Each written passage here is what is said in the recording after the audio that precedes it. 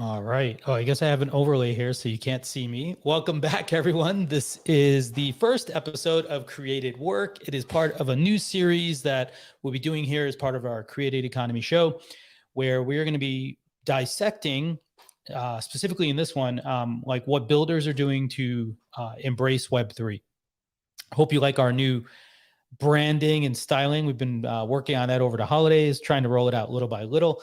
And this is going to be, a fun series because we're going to be trying to iteratively build something together as well. So you'll get to see and discover and unearth what we're working on throughout the process. What I forgot to do is I forgot to hook. And while I'm doing that, though, I'm going to also bring up my friends, Abhinav and Arnold. These are my co-hosts for this show. Welcome, everyone. So before we jump in, maybe we can just do some quick intros. As you know, this is part of the Created Economy series that we run here. We do about 3 shows a week. I'm Greg Narain. I'm the co-founder of a new startup called, I'm trying to start the space, called Zealous. We're building like a live community platform to connect creators and their fans back together. With some hooks into the Web3 universe as well. I'll have the guys introduce themselves real quick, and then we'll dive into today's topic. Yeah, my name is Abhinav Gaur. I'm a co-founder of YourFeed, which is a video-first messaging platform. It is a Web3-enabled platform. And yeah, my name is Arnold Cano. I'm the founder of Hangglide. We're a platform that's helping music artists to actually get to build community with their biggest fans, their super fans, and we're certainly exploring Web3 opportunities to provide more offerings in that space. So, yeah. Awesome.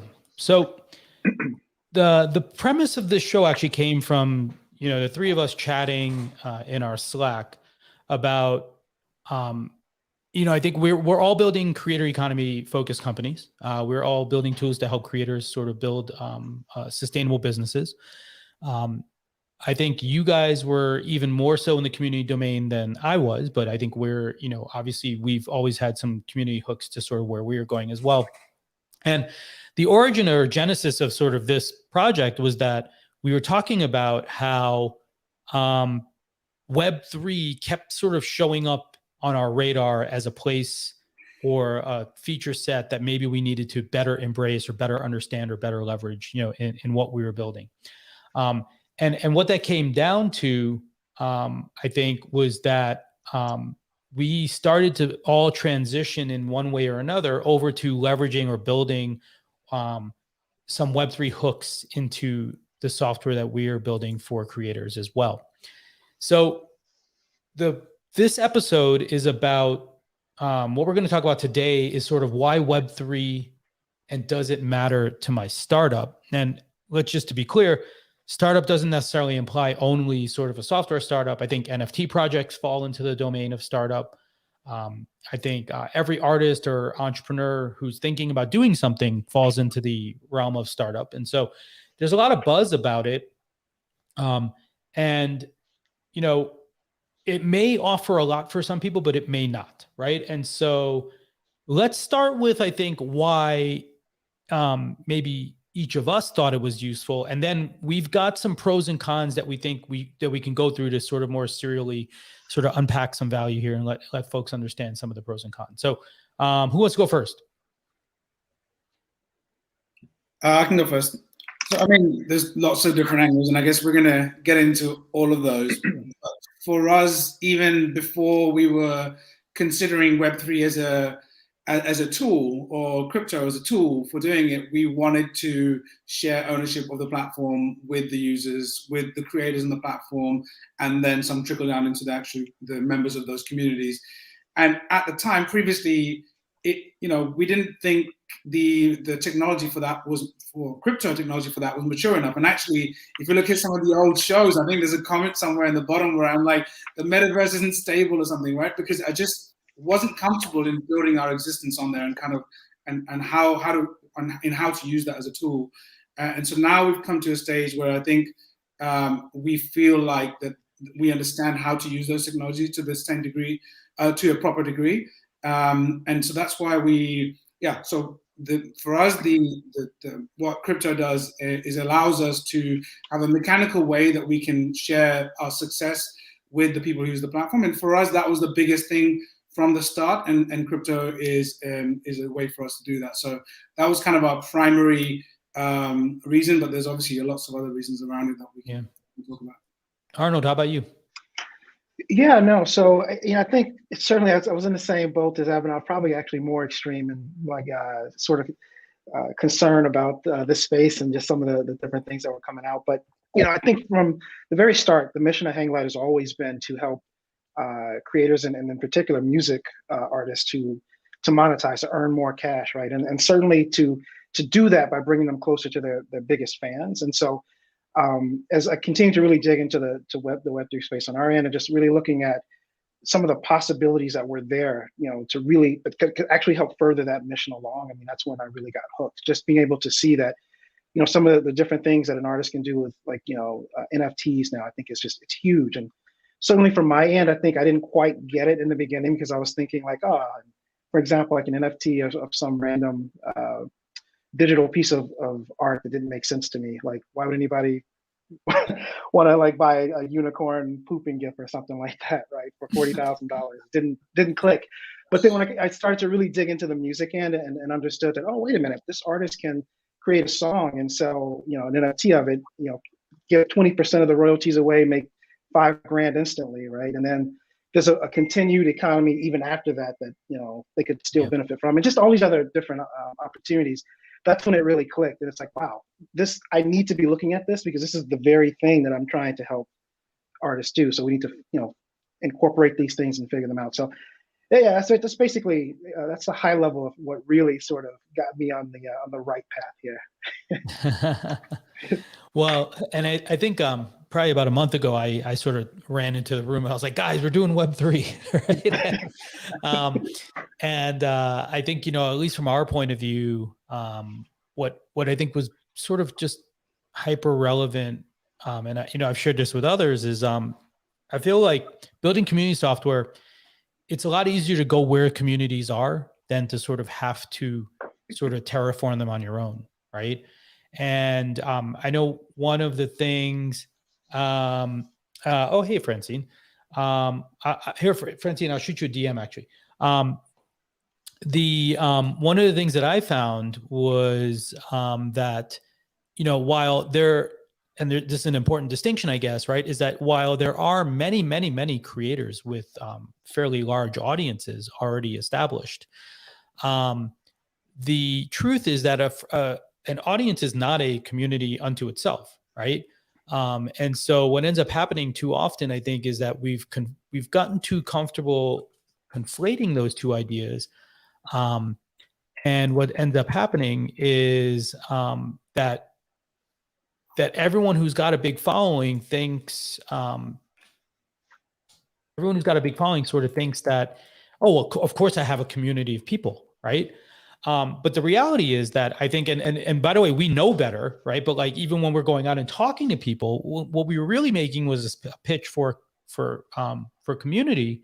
But the truth is that a lot of people don't have a community. When the metal hits the road, right? There's sort of a cognitive load associated with standing up like a community and all the trappings that come with it, and sort of all the doubts or curious questions about monetization and all these other pieces. And so that really struck me, that when we started asking Web3 people, NFT projects, DAOs, et cetera, for that interest, they're like, hey, how do we keep this community that we have, as opposed to trying to sort of go the opposite direction of you should really have a community, right? And I think that was sort of what got me over the edge, right? Was just that, not that there's a better thing going on in Web3 per se, just more that there's a bit more passion that's readily identifiable over there. Maybe the need's a little more pressing. And I think we've all talked about this, and I think we all agree that the creator economy in a lot of ways is a subset of Web3 ultimately. Now, probably not the creator economy as a whole, but I guess the future of the creator economy is most likely a subset of what Web3 portends to offer.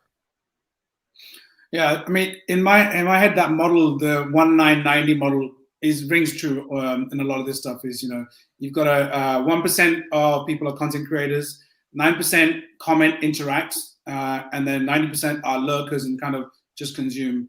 And so in the normal creator economy, that the creator is the true 1%. They are the person that is out there creating something from scratch, and it's the 9%. Hello. And it's the 9% that is actually in the crypto world is able to take part and have a meaningful participation, but also a financial participation. So I think the crypto kind of opens up the creator economy to more than just the 1% at the top, to the 9% as well. Nice. Hi, Francine. Welcome. Good to have you. Well, everyone, thank you. I had no idea where the location of this was. that's my fault entirely. But did you want to just say hello real quick? We're just sort of doing the intros, and we're going to talk about some of the pros and cons of Web3, et cetera. Oh, sure. I'm Francine Hardaway. I run an accelerator for technology companies. I'm an early adopter. I am a creator, and I fell into Web3 and nearly drowned. I'm basically treading water in the possibilities, and waving my paws, trying to keep alive. And it's such a fast moving market. It's so cool. It is. And Francine, the thing that really and I'm struck in me, London, guys. you're still in London. Okay. I don't come home till tomorrow. So I'm in a strange time zone. So I have strange lighting, and at some point I'll probably have to leave and eat dinner with my family. But no problem. We appreciate it. Actually, Abhinav is near London, or he may be in London right now. Yeah, I'm in London. Yeah. Oh, no kidding. Yeah. We'll be a clear miss. We could have gotten together. Yeah. IRL. Now, Francine, you'd made a comment the other day that I thought was really interesting, and that's part of why I wanted you to be here. And by the way, you're welcome to be here for as many episodes as you feel comfortable. But you'd mentioned that like investing in NFTs in a lot of ways was like when you were angel investing, and so I was really curious about that idea because we're all startup founders basically trying to like pivot into or leverage Web3 in some ways as our business. And what we were going to do today was just sort of break out some of the pros and cons we see about Web3 relative to like traditional world that you've right. been involved in for so long as well. So what I think about, because I look at these NFTs, people look at some NFTs and they just see a piece of art, and they're like if you go to crypto.com, first of all, there's way more to the NFT world than you would ever imagine. If you're in the part of the NFT world that starts on Discord and ends on OpenSea, you see one segment of NFTs, and those are projects. If you go to crypto.com, you will see drops of NFTs that are more accomplished artists. And if you go to Sotheby's, you'll see NFTs that are still more accomplished artists. Okay, those accomplished artists, founders, are people who, have just sort of moved into the NFT space. But some of the NFTs that I've been investing in and that I've enjoyed the most are the ones where the team has just come together and they have an idea. It's an idea for a game, or it's an idea for a metaverse world. It's an idea for, something, and they mint an NFT as a way of gathering a following together in a community that will support the project. And those are the ones that I like the best because they're almost analogous to the startups that I've always been part of and always invested in. Yeah, that makes a lot of sense. We see the same thing, I think, right? And what we're going to try to do in the next 6 weeks, 8 weeks or so is actually like move from the outside of not using Web3 as part of like the startup to sort of deeply embedding it. The goal being that by the end of this program, one or more of us will actually launch an NFT as part of the fundraising or revenue process for our startup. What about so those that's of us who already have, Greg? I mean, well, you got to raise for your fund then. okay. I've done that. I mean, yes, but yes, let's do that. Let's do it. I love these. I'll accompany you on all these episodes. We love that. We would appreciate it. So now let's get down to the meat and bones here. We wanted to talk about the pros and cons of Web3 and if it's right for your startup to sort of be considering today as a pathway forward. We came up with 3 buckets that we think are sort of like good containers for sort of factors that matter. The first one is the customer. Second is the economics, and the third is the technology. Right. So I'm going to just I'll start with the customer one. Abhinav, you do the economics one. Arnold, you do the technology one, and we'll all chime in about like sort of these, but I'll just list it off real quick. So from a pro point of view, from the customer side, right? Like we identified a few things that we think are interesting. There's a very passionate audience there, right? It's full of early adopters. It's what we call fault tolerant. It's also what we call risk tolerant. We're all going to make it, right? It's liquid. They're fast to act. And what we think from us building creator economy companies, it's a creator forward space, right? Those are the pros. Now the cons. It's got a very complicated onboarding process for customers. It's got a complex UI that goes with it. There's a lot of maximalists, right? So the feedback may not actually be that great because basically everyone just wants it to work, right? As opposed to telling you what's wrong with it, right? There's anonymity or communication and engagement with your customer base can be hard because it's a decentralized sort of ecosystem. Even though it is promising, exciting, it's still a fairly small audience, relatively speaking, right? But it is growing. So let's start with that part, just on the customer side. Any reactions or thoughts or color you want to add to any of those points? I would say, sorry, go ahead, Francine. No, please. I was just going to say, recently I found a data point. So I quit my role about 3 years ago to go work in blockchain, and I walked around trying to figure out what was happening. And for me at the time, it just didn't seem ready, right? And recently I found a data point which just validated for me how much things are moving quickly in terms of behavior and people's awareness of it. Preeti Kasireddy, who now runs a dev school for Web3 devs, she about 2 years ago shut down a crypto social platform because she said there isn't enough awareness of crypto for this to be feasible. So in fact, she returned investors' money. So for me, the people, the awareness of people, how hungry people are right now, that for me is just such a key point, and it's changed so much recently. That for me is the one that really makes it super compelling. Yeah, Francine. Okay, but that's still a very small segment, because you can tell from my gray hair, I have a very large community that I've built over a very long period of time. Mm-hmm. And I've been trying to educate that community this past year on cryptocurrency and especially on social tokens. And I haven't done it by trying to sell anything. I've accept myself as a safe space for other people to explore. And you'd be surprised how hard it is to get people to even receive something for free. Much less buy it. So the number of people that's in there, and most of them are really, really young. I'm in about I don't know about you, Greg, but I'm in about 35 to 50 Discord. I'm in that arena. channels. Avinav is in zero because he got locked out because he pretended he was a 13-year-old.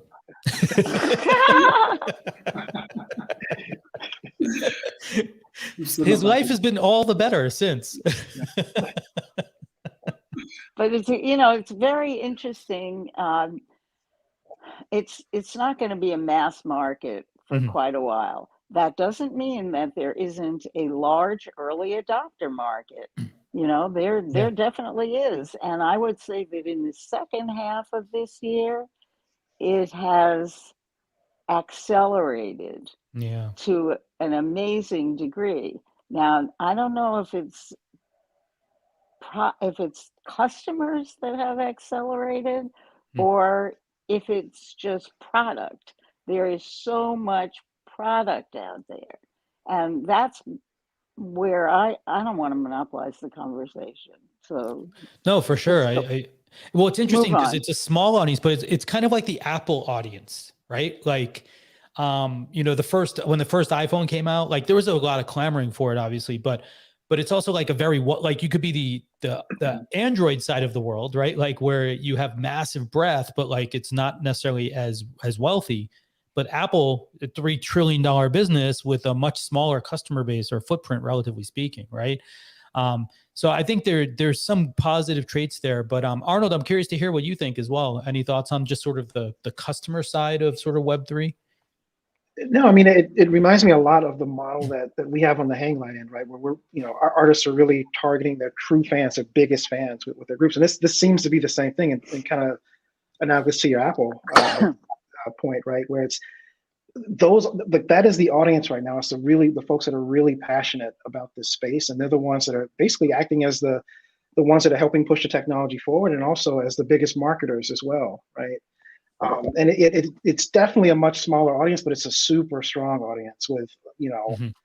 with a large voice right now. So, I mean, I don't know. I think I definitely see it continuing to get bigger because, I mean, it's like the audience is just continuing to reach out and grab more people. That's kind of how I got sucked into it a bit. It's a lot easier to find really passionate people talking about this stuff now. And I think it'll just continue to grow. And ironically, I think I'm slowly becoming one of those people too, as I continue to understand the value and the benefit of it. But yeah, that's definitely my take right now. Yeah, Yeah, it's a market full of evangelists, and that's what builds the market. that's true. That's a really great point, right? Like it's one thing. It's like all early adopters. So like you get the natural like. I mean, and I always joke about like crypto magic, right? Like, which is just there's some magical weird thing that can happen in this world that doesn't have any explanation, and you can't really pin it down, right? Well, it makes me wonder too, Greg, on the other end of that, like if it hadn't have been like really passionate people in the space pushing it forward and just common people not common people, but just average everyday people that didn't really get it or weren't that passionate about it, would it have taken off as quickly, right? Yeah. Well, to that point, actually, let's go to our second bucket, because I actually think that this is maybe another motivator that is strong there. Abhinav, I don't know if you're ready, but to talk about the economics, because I think that the economics is another compelling part of this sort of dialogue that's going on. Yeah, I think the first point is just that the economics are naturally built into the product, right? It doesn't have to be infused. You don't have to think of an angle. It fundamentally is the product, right? So a big part of community formation is, okay, well, why are we here? What's our shared purpose? Well, how do we, why are we even gathered? Well, crypto communities, the shared purpose is financial success. And then there are other things about, proliferating art, about shared values. But the one central tenet is definitely financial success. And that being there as a foundational stone, I think is a big thing. Obviously, that kind of goes hand in hand in terms of ownership focus. If when we're forming crypto communities, they want to be recompensated for their time. So if they're going to take part in something, that ownership economy, them being fairly compensated for that is again a big thing. And I think similarly, if you look at anyone who's looking to do a crypto project, if somebody says to you, I'm about to do X, the first question will be, well, what's the community you've gathered around it, right? So very community focused kind of, what's the first step? The first step is having a community, right? So I think those are kind of key things that we've been talking about. I think the other big thing around the economics is there's a lot of new liquidity. Now, whether that's coming from people earmarking sort of crypto funds specifically, or it's the average person going, I'm going to put some money into this. No, I think it's people something has happened in the crypto community over the past, the token community, Abhinav. That's a really great point that you just made. A lot of people and I thought that I have a really good example of this. I have a foundation. I started this foundation in 2008. The goal of it is to provide resources to marginalized entrepreneurs. And a woman who is the chairman of my board and runs it said to me, you know, you're so deep into cryptocurrency, should we take donations of, you know, of crypto? And I said, of course. And I introduced her to somebody on Clubhouse who, you know, had some technology that accepted donations and wrote out the correct receipts. And anyway, we got our largest donation in the history of the foundation in Bitcoin this year from people who actually had, as you point out, Abhinav, liquidity and what I would refer to as young, rich people who have started in Bitcoin from very early on. And not all of them are young, I suppose, but you know, most of them probably are. A lot of techie people, you know, who started in Bitcoin when it was like when I did, and ended up with a boatload of money, saying, you know, what should I do with this money? Like, have you ever heard an interview with the founder of crypto.com? No. He's 29. He's a multi-millionaire or billionaire, and he made his money. You should listen to him. He was on Sam Harris's podcast under an episode called Earning to Give, because he's part of a generation that wants to make the world a better place. And he has this absolutely, and it's not really Web3 liquidity, but it's this total never could have happened in 100 million years before crypto type of liquidity. I think there's an interesting this is sort of an insight I had the other day, and since I said it out loud, it made perfect sense to me. And now that I'm actually like investing in crypto, but when people use their cryptocurrency, it's not spending money, right? Yeah. Like it's investing, right?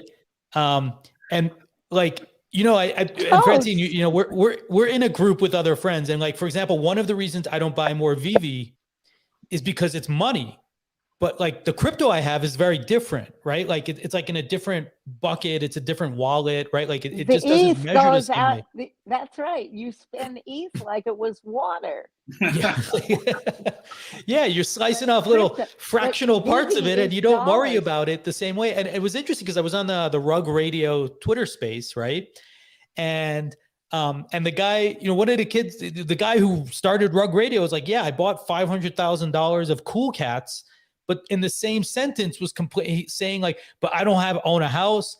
I don't, you know, like, and like, I don't want to spend $100 on jeans. Right. Like, and, you know, so there's an interesting thing though, like where people, I think the empowering part about crypto, to the extent that you have it or acquire it, is you feel like you're investing in your future or in something bigger, which you don't get when you just go buy like a milkshake or a burger or something.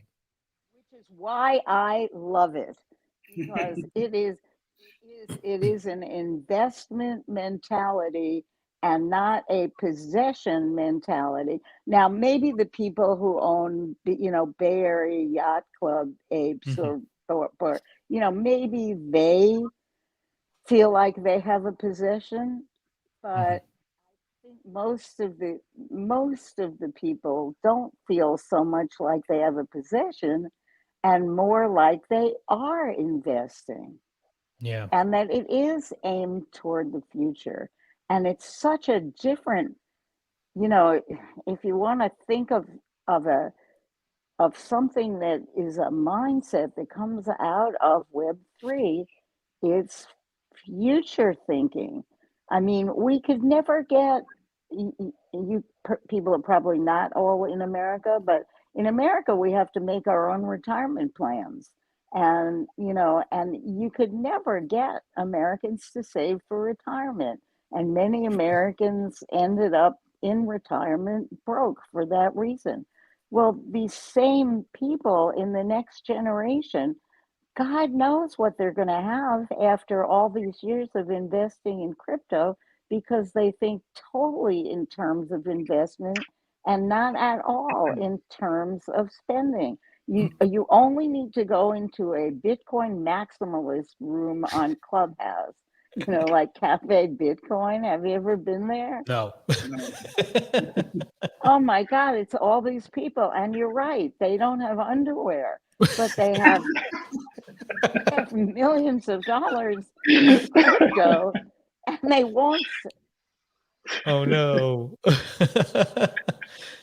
The one thing I was going to add though was just that I think this is actually still different than Robinhood, right? Because I think Robinhood just made a new game out of money, which is different than the crypto side, right? And Arno, I want to get your comments, but before we do, Abhinav, we did have some cons to sort of this world as well that I feel like we should articulate.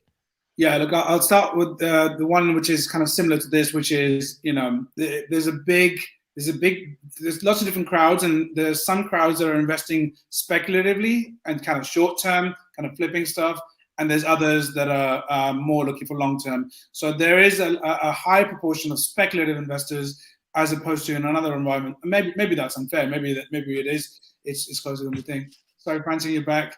I'm just going through the cons of what might be on the economic side.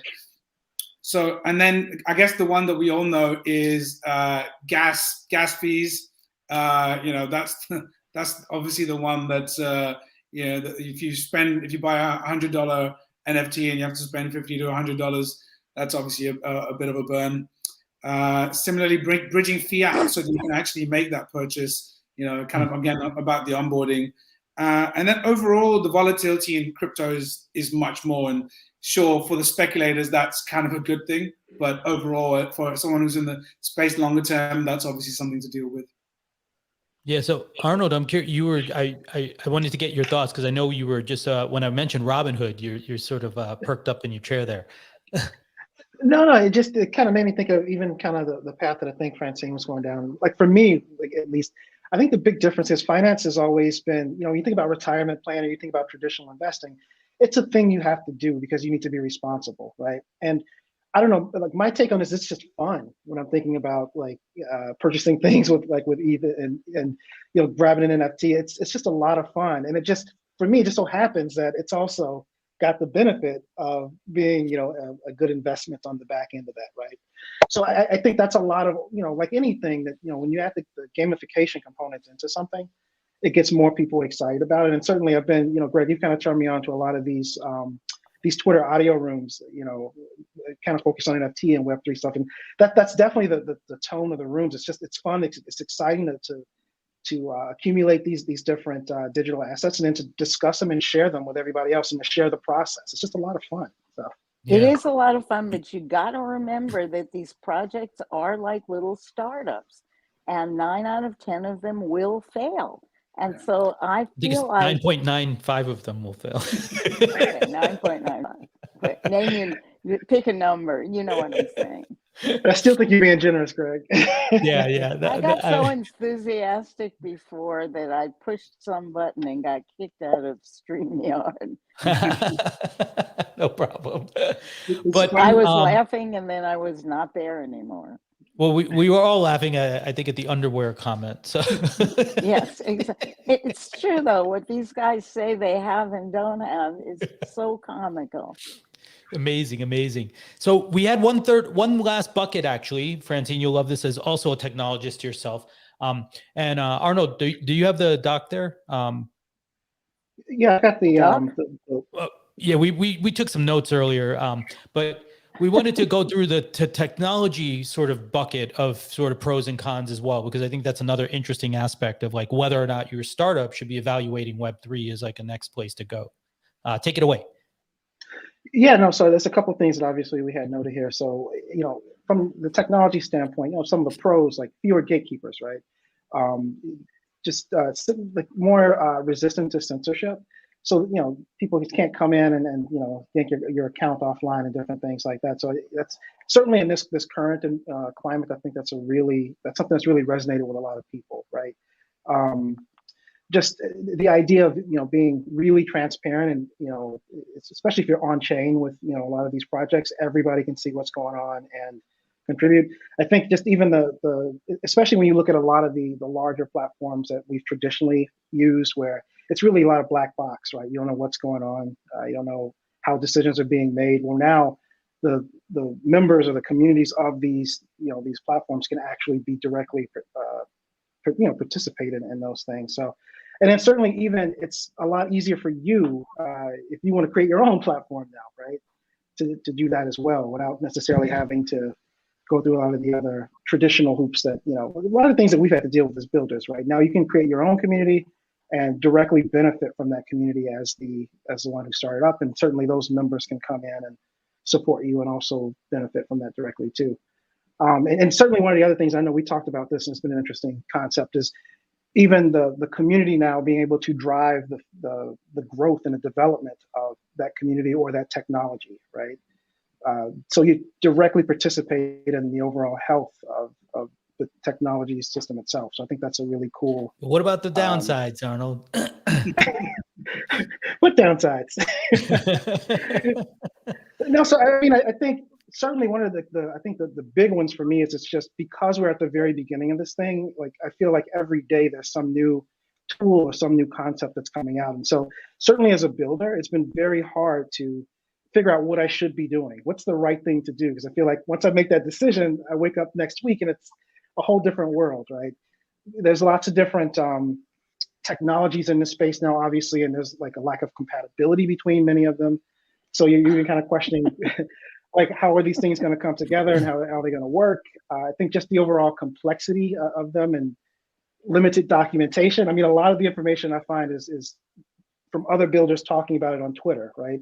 Versus like some official document repositories and things like that. So those are some of the things that come to mind like right away, I think. And even just, I think maybe the last thing is just around support and tooling, right? I think maybe more your more established web 2.0 tools that you would, like for example, like a payment infrastructure like Stripe, right? Very well documented, lots of people use it, pretty straightforward to implement it into your product. Whereas if you're trying to take payments in the Web3 space, you kind of going like, wait a minute. Right. Here's the thing though, this entire space needs like a good translator to translate it into language that even the builders who are building for it can understand.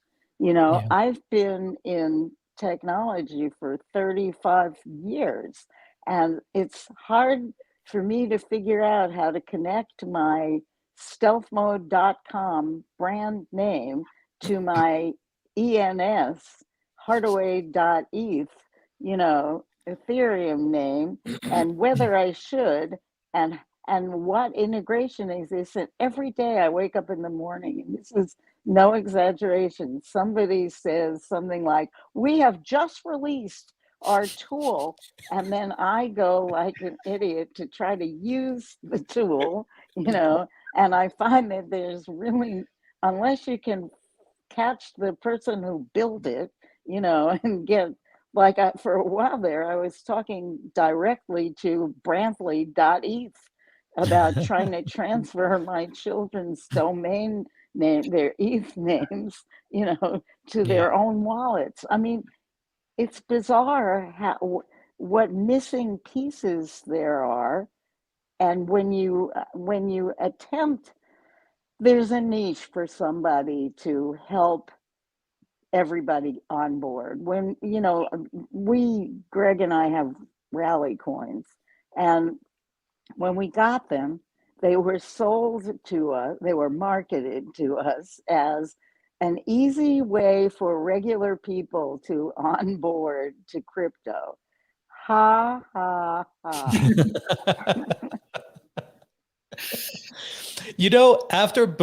Before I'd actually done my first crypto purchase, I was like, this rally stuff is still terrible. Like, why is this good? Right. And then after I tried to buy, I think it was trying to buy my first NFT, which was a visitor NFT. Big mistake to buy my first NFT on Polygon, right? Oh, I was like, holy crap. All right, Rally's easy, relatively speaking. Like after trying to like figure out how to get Matic, how to get to Polygon, well, how to that's wrap right. stuff. How to change your wallet to take Matic. I mean, by the way, since course. then, not doing L2 though, way easier. Like MetaMask with Ethereum purchases, very straightforward. I haven't bought any Solana projects, but I imagine it's similar, sort of vein. I don't even know where they are. I bought them. I have some Solana staked, and I have a Solana NFT, and I don't know if I can find them. I'm pretty sure I know where they are, but Francine and I are in a DM group with like 35 very senior folks, and literally every day someone's like, "Where's my stuff? Like, where's my recur pass?" Like, exactly. like it just comes up because you're like, "Wait, how do you see the thing I got?" Right? Like, where's my recur pass? I mean, we have. The field moves so quickly. It does, and it's not a very visible space. I mean, I'm laughing, but I love it. I just think love it's infinitely fascinating. Infinitely fascinating. So, and I just wanted to wrap up because we're almost to time. But what I'd love to do is just get everyone's hot take, right? Like, if you were a founder came to you and asked for your advice, should I be doing Web3, leveraging Web3, working with Web3, whatever it may be, right? What would your advice be to them, right? And feel free to leverage the bucket sort of that we've talked about. I have my answer. I've had longer to think about it because I was planning the question. So I'll let you guys volunteer to think who wants to go first. I've spoken to so many founders. I can go first because it really would depend on who the founder was and what the goal was and what they were founding. If the founder is fairly technical, I would be like, go for it, and then I would be like, raise money. This is, the kind of advice that I would give now. Go start a DAO and raise money through your DAO by selling NFTs, and you can probably raise the money to start your startup, which is something that you never could do before. Now, if I was giving that information to somebody who wanted to commercialize her hashish brownies, I would tell her, probably not ready for you yet, girlfriend. Great spectrum. Good. I think that's a good take on it. Who wants to go next? I can you invited me. No, this is great. I love it. I'll go next. I think for me, like, especially going through that last technology bit, it really kind of drove home the fact that half the stuff that's like the good stuff is also the bad stuff, right? And it's like the immutability, okay, well, that's great from one sense, but another sense is like, okay, well, I can't change it once I've done it, right? And, so all the gatekeepers, well, normally the gatekeepers tell you where to go. Now there's no gatekeepers. So everyone's kind of going like, which way? And they're like, well, who do we ask, right? So all of these things, they're kind of a double-edged sword. So I think you have to be careful, but I think it's worth investing time to be aware and learn. And if you see an opportunity, use the part that you can without needing to use the whole thing, which is, I think, kind of something we've discussed in previous days. Arnold, do you want to go or should I go? Yeah, sure. I'll kind of just share a quick thought. I think, it even kind of takes my own experience where I think you should definitely be looking at Web3 components and what makes sense to implement to your platforms now. But I think it also is important to look at like what your platform is built for, right? So, in my case, I mean, everybody that our platform is supporting doesn't understand a lot of these concepts yet and would be super confused by them. So maybe it's more of a hybrid approach, right? Where you support some existing Web 2 stuff, if you're taking traditional payments, but then you also, like for instance, you may take cash payments to get access to something, but you also offer an option for gated NFT access, right? So I think you really have to look at the technology you're building, who you're targeting with that technology, and and definitely plan for the future, but don't just. I would be hesitant at this point just to completely blow up everything Web 2.0 that we've built and just roll right into like we're going to 3. So. I would agree that. So I guess I'll summarize just because you guys all had great ideas here. But what I would say is, I guess from a customer base point of view, if you're doing something that's community oriented, it's probably worth a strong look, right? If you're doing something that's focused on creator economy, it's worth a strong look. If you're doing something that is trying to unbuckle like sort of like a more hegemonic like ecosystem, right? Like it may be worth a look, right? Like so I think like those are all 3 strong opportunities from a customer point of view, right? I think the customer base part, like how many customers there are, probably doesn't matter. It's got the good traits of like what an investor likes to look for, right? Like it's a growing market, it's a wealthy market, they have money to spend. So you're going to likely get to where you can have more customers over time, right? Like, so that part probably doesn't scare me as much, relatively speaking, from the customer point, right? Or the economic part, like I said, Francine touched on this. I think like it's a great opportunity to consider, right? Which is why we're doing this series, right?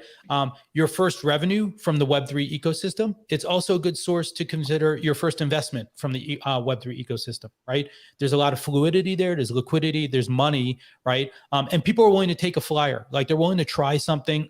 They're willing to do it because it blends early access with supporting creators with also potentially the financial upside, right? So I think the economic part makes sense probably for most people. Like relatively speaking, I think the economic part probably makes more sense for every kind of creator or every kind of startup than maybe say the customer base or the other parts, right? The technology not ready part for healthcare just yet. Healthcare, right? yes. And so that's where I would get to the third part, which is I think the technology part is interesting, but let's be clear. The blockchain is a really crappy database, right? It's also a public database, right? And so there's a lot of beautiful things that are possible because of it, right? But there's also a lot of things that are very, very tricky or dangerous or potentially illegal, right? Like also as a result of it, right? And so I think like there's opportunities to be a Web3 first company, which builds on top of the transparency and the composability of those tools. And there may be opportunities for founders out there today to start now, right? Like we've all used like a dozen tools that will like show you what's in your wallet, right? Like, and all of them do something new, interesting, or different, right? Like in one way or another. But it's going to be hard to win when that is the case, right? Like, because like everyone has that potential. And so the race is really just how fast can you move? If you can't move fast, don't build a Web3 startup, right? Like, let's just be clear. Like you're going to fail as a founder if you get into Web3 and you're not prepared to throw away things fast. You're not prepared to move really fast. You're not prepared to execute really fast, right? Because like things changing, like we've all said, so quickly every day. And also the race is to be in front now, right? Like, previously, you being first didn't necessarily matter. I think there is a strong advantage to being first in Web3, especially if you can build a pile or a moat around you of people who actually care about your project and are involved. Now, the good thing is there could be 100 moats, right? Or 1,000 moats. So it's not like a winner take all thing per se, right? But I do think the technology part also, if you believe like your data is privatized and you haven't figured out a good way to encrypt it, this would be a bad place for you to start, right? If you're building something where the unique advantage you have is the fact that you own that data, then putting it on the blockchain just gives that advantage away, right? So I think what we've come with a consensus here is the best place right now is likely a Web 2.5 kind of approach, right? Like where you're sort of in between these two worlds, right? And being, as Francine called it, the translator, sort of between these ecosystems, right?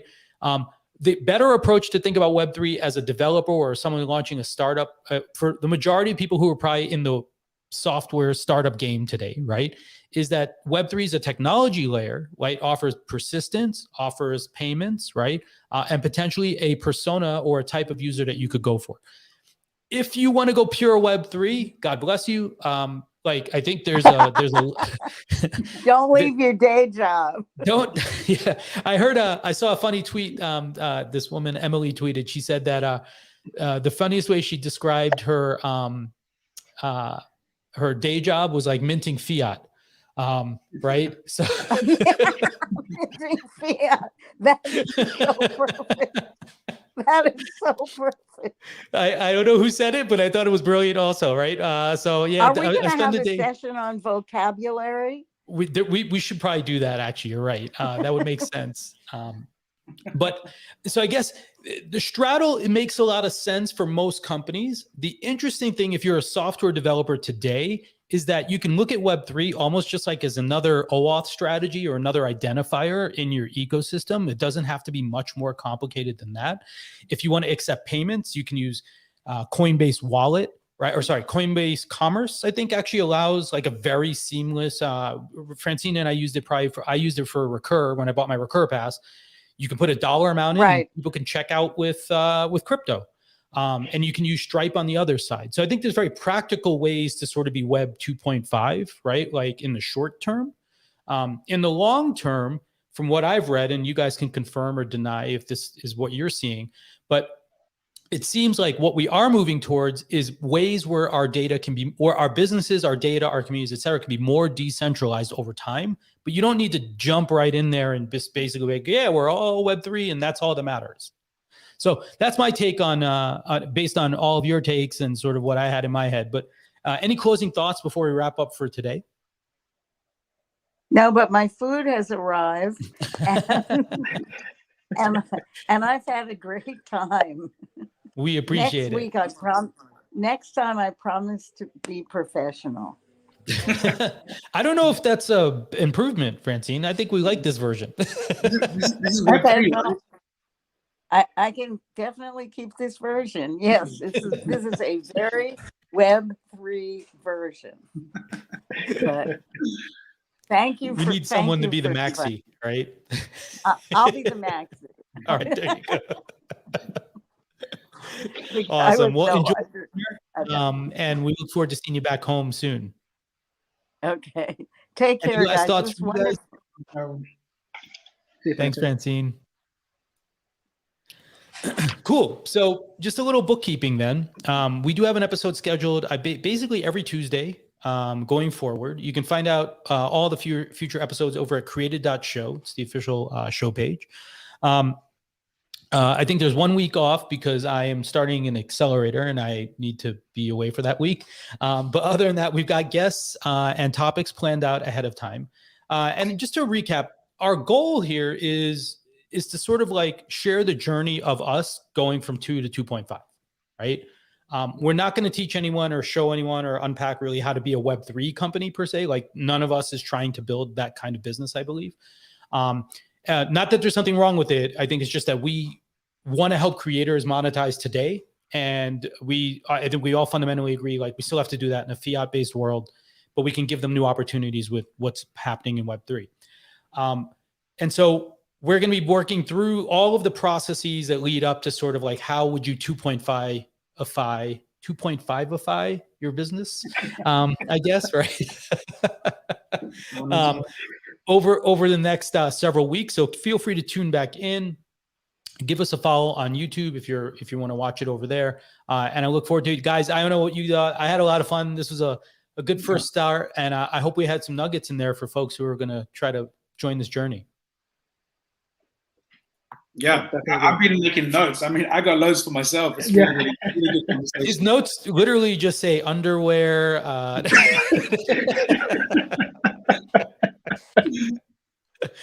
All right, gang. Well, I appreciate your time. Thank you for being here with me and helping me explore this stuff with for all of our friends out there building things and all the creators that we're working with and that we hope to work with. So until next Tuesday, we'll see you soon. Goodbye, everybody, and have a great week. See you later. Bye, everybody.